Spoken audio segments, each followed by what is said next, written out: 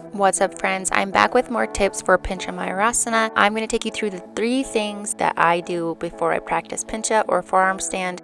Pincha is one of those poses that just has so many different things going on at the same time. If you want to do this, you need some of this, and a whole lot of this. My number one priority, and one of the things I do very first, is opening up the shoulders. This is so that you have the range of motion to get your body above your shoulders. I use the strap that holds my yoga mat, but you can use a rope or the tie to your bathrobe. Just stretching it out long, keeping the arms straight, and taking your arms up over your head and behind you without bending the elbows. This is called shoulder flossing, and it just gives you more range of motion in the shoulder joint. Inhale as it comes up and exhale it back down. As you get more range of motion, move your hands closer together on your rope. Another favorite shoulder opener is puppy pose. From hands and knees, walk your hands forward and sink the chest low to the ground.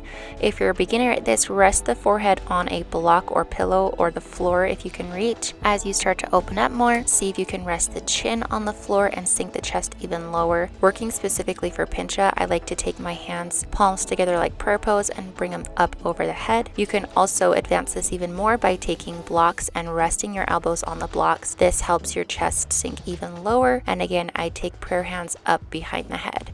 Not only does this open up the shoulder joint, but this also gets you used to the positioning of looking between your arms when you're upside down in Pincha.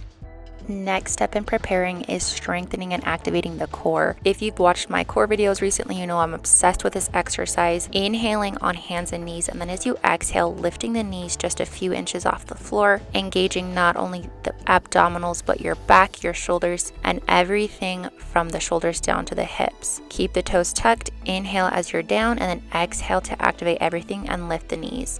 Another thing I like to do is hang out in my forearm plank. This, of course, is great if you just hold it static, but I also like to rock back and forth on the toes. This helps activate the shoulders and back and not just the abdominals. Otherwise, you can also walk the feet into dolphin and walk back out to plank to stretch out the hamstrings and prep yourself as we're going to enter Pincha from dolphin pose.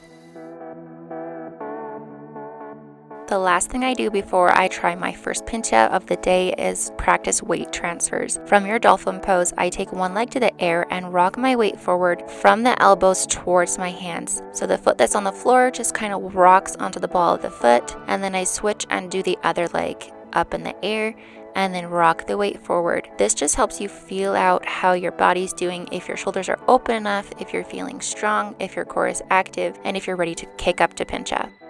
If you're looking for more tips for Pincha, if you're looking for a step-by-step tutorial, or maybe you want to know how to fall down without hurting yourself, I have an entire playlist specifically for forearm stand where I have tutorials, strengthening drills, and of course how to fall safely.